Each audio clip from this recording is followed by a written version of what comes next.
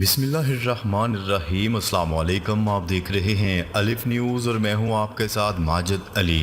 شامل کرتے ہیں پاکستان اور دنیا بھر سے breaking news headlines. Modi کو حکومت سازی میں مشکلات کا سامنا، اتحادیوں نے اہم وزارتیں مانگ لیں۔ مودی کو حکومت سازی میں مشکلات کا سامنا ہے، اتحادیوں نے اپنے لیے اہم وزارتیں مانگ لیں۔ بھارتی انتخابات کے بعد عہدوں کی سودے بازی شروع ہو گئی۔ ٹی ڈی پی نے اسپیکرشپ اور 2 وزارتیں مانگ لیں۔ بہار کے وزیر اعلیٰ نتیش کمار نے بھی مودی سے اہم وزارتوں کا مطالبہ کر دیا اور ساتھ ہی بہار اور آندھرا پردیش کو اسپیشل پیکج دینے کا بھی مطالبہ کر دیا۔ بی جے پی نے اتحادی جماعتوں کو اہم وزارتیں دینے سے انکار کرتے ہوئے داخلہ، خزانہ، دفاع کے وزارتیں اپنے پاس رکھنے کا فیصلہ کیا ہے۔ دوسری جانب کانگریس اور اتحادی جماعتوں نے بھی بی جے پی کے اتحادیوں سے رابطے شروع کر دیے ہیں۔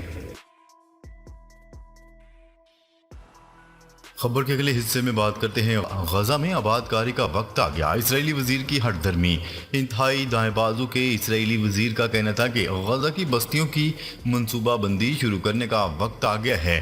اسرائیلی خبرساں ادارے کی رپورٹ کے مطابق ایک خطاب میں وزیر خزانہ کا کہنا تھا کہ اب وقت آ چکا ہے کفار داروم کی دوبارہ منصوبہ بندی کی جائے، جو وسطی غزہ میں ایک سابقہ غیر قانونی بستی ہے۔ سموٹریچ مقبوضہ مغربی کنارے میں غیر قانونی اسرائیلی بستیوں کے سب سے زیادہ پرزور حامیوں میں سے ایک رہے ہیں اور جنگ کے بعد غزہ میں بستیوں کو دوبارہ قائم کرنے کا بارہا مطالبہ کر چکے ہیں۔ اسرائیل نے 38 سال کے قبضے کے بعد 2005 میں غزہ کی پٹی سے اپنی فوج اور آبادکاروں کو واپس بلا لیا تھا۔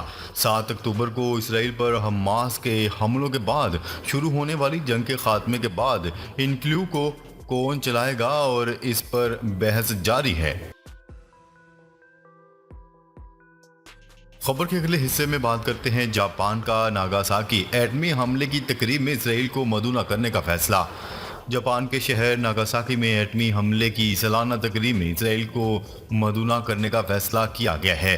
ناگاساکی سے عرب میڈیا کے مطابق شہر کے میئر نے اسرائیل کو مدعو کرنے کی تصدیق کرتے ہوئے کہا ہے کہ شہری حکومت نے تقریب میں اسرائیل کی شرکت کا دعوت نامہ روک دیا ہے۔ میئر نے کہا کہ دعوت نامے کے بجائے جاپان میں اسرائیلی سفیر کو غزہ جنگ روکنے کے لیے خط ارسال کیا گیا ہے۔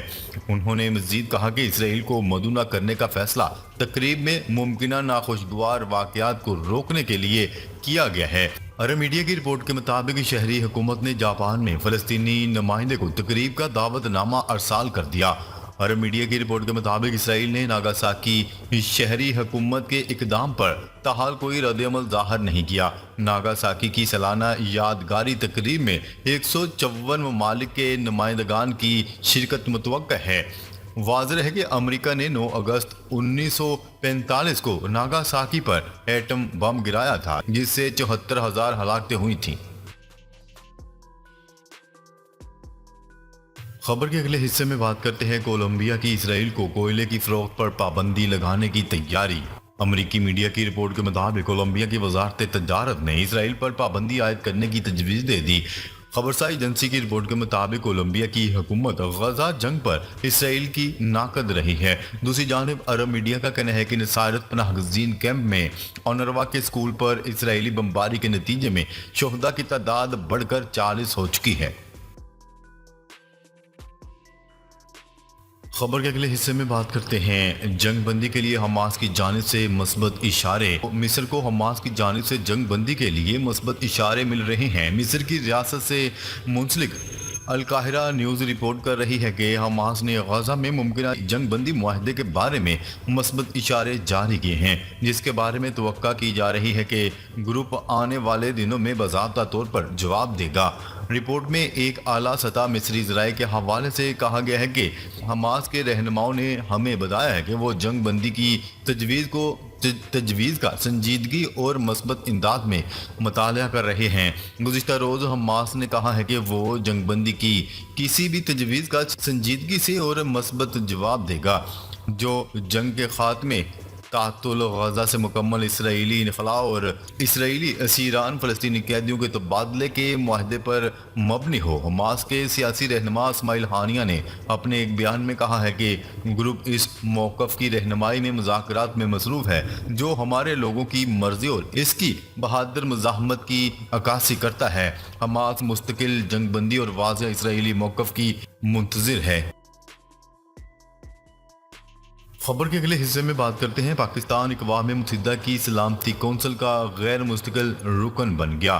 پاکستان کے غیر مستقل رکن بننے کی ووٹنگ اقوام متحدہ جنرل اسمبلی کے 78ویں اجلاس میں ہوئی۔ پاکستان کی غیر مستقل رکنیت کے لیے 182 ملکوں نے حمایت کی۔ پاکستان 2025 سے 26 کے لیے رکن منتخب ہوا ہے۔ پاکستان سے پہلے ایشیا پیسیفک گروپ کی نشست جاپان کے پاس تھی۔ وزیراعظم شہباز شریف نے پاکستان کے سلامتی کونسل کے غیر مستقل رکن کے انتخاب پر اقوام متحدہ کو مبارکباد دی ہے۔ شہباز شریف نے اپنے بیان میں کہا ہے کہ سلامتی کونسل کارکن منتخب ہونا امن و سلامتی کے لیے قوم کے عزم کا ثبوت ہے۔ چیلنجز سے نمٹنے کے لیے عالمی برادری کے ساتھ مل کر کام کریں گے۔ اس کے علاوہ نائب وزیر اعظم اسحاق ڈار نے پاکستان کا سلامتی کونسل کا غیر مستقل رکن منتخب ہونے پر مبارکباد دی ہے۔ خبر کے اگلے حصے میں بات کرتے ہیں۔ عالمی منڈی میں خام تیل کی قیمتوں میں کمی کے بعد اضافے کا رجحان۔ عالمی منڈی میں خام تیل کی قیمتوں میں چند دن کمی کے بعد اضافے کا رجحان شروع ہو گیا۔ عالمی منڈی میں بیرنٹ خام تیل 2% اضافے سے $80 فی بیرل کی سطح پر موجود ہے، جبکہ ٹریڈنگ کے دوران WTI خام تیل $76 فی بیرل پر ٹریڈ ہوا۔ دوسری جانب عالمی منڈی میں گیس کی قیمتیں تقریباً 2% اضافے سے $2.80 MMBTU کی سطح پر پہنچ چکی ہیں۔ خبر کے اگلے حصے میں بات کرتے ہیں۔ حزب اللہ کی طاقت سے اسرائیل پر لرزہ طاری۔ صہیونی جنرل کا کہنا ہے کہ حزب اللہ پر کوئی بھی حملہ اسرائیل کے لیے خوفناک تباہی کا باعث بنے گا۔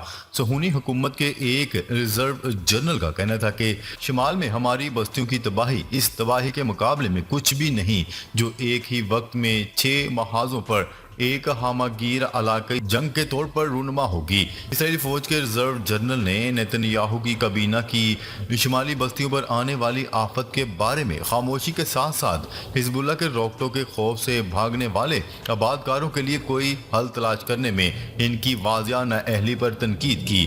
جنرل کا کہنا تھا کہ کسی کو اسرائیلی عوام کو ایک اور تباہی کے بارے میں سچ بتانا چاہیے جو شمال میں ایک اور جنگ شروع ہونے کی صورت میں ان پر مسلط ہوگی۔ انہوں نے کہا حزب اللہ اسرائیل کے داخلی محاذ پر روزانہ 3000 سے زیادہ میزائل اور ڈرون داغے گی اور بنیادی ڈھانچے اور فوجی اڈوں کو نشانہ بنانے کے لیے اپنی تمام طاقت استعمال کرے گی۔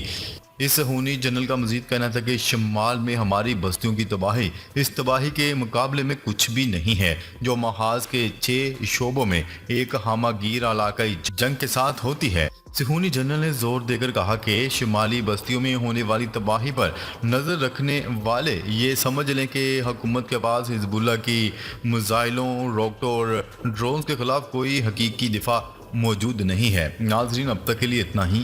مزید خبریں لے کر بہت جلد آپ کی خدمت میں حاضر ہوں گے۔